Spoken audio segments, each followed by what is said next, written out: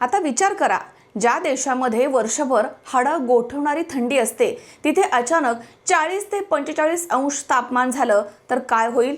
सध्या फ्रान्स आणि स्वित्झर्लंडसह संपूर्ण युरोप अक्षरशः उकडून निघाला आहे।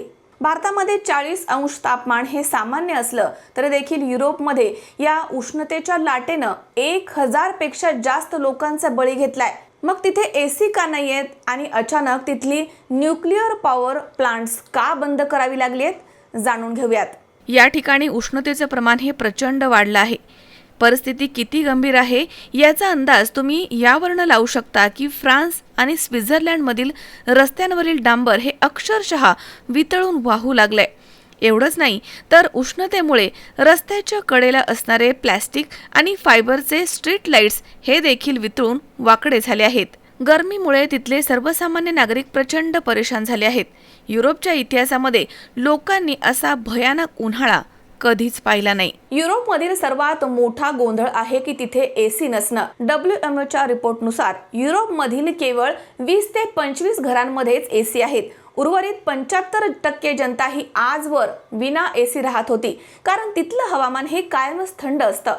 पण आता परिस्थिती इतकी बिकट झाली आहे की इलेक्ट्रॉनिक्स दुकानं उघडताच इथे एसी आणि कूलर खरेदी करण्यासाठी अक्षरशः चेंगराचेंगरीची परिस्थिती निर्माण झाली आहे। रुग्णालय आणि शाळांमध्ये एसी नसल्यामुळे फ्रान्समधील शेकडो शाळा या बंद कराव्या लागल्या आहेत। आता तुम्हाला वाटेल मग ही लोक नवीन एसी लावून का घेत नाहीयेत? तर अडचण फक्त एसी नसण्याची नाहीये, तर वीज गायब होण्याची देखील आहे। फ्रान्सची 70% वीज ही अणु केंद्रामधनं येते। या केंद्रांना थंड ठेवण्यासाठी नद्यांच्या पाण्याचा वापर केला जातो, पण उष्णतेमुळे नद्यांचं पाणीच गरम झालंय। जर हे गरम पाणी पुन्हा नदीमध्ये सोडलं तर जलचरांचा मृत्यू होईल आणि त्यामुळेच नियमांनुसार फ्रान्सला आपले न्यूक्लिअर प्लांट्स हे बंद करावे लागले आहेत आणि परिणामी प्रचंड पॉवर कट होत आहे। त्यामुळे एसी आणि कूलर देखील बंद पडतायत। तिसरा धक्कादायक विषय म्हणजे इथल्या घरांची रचना।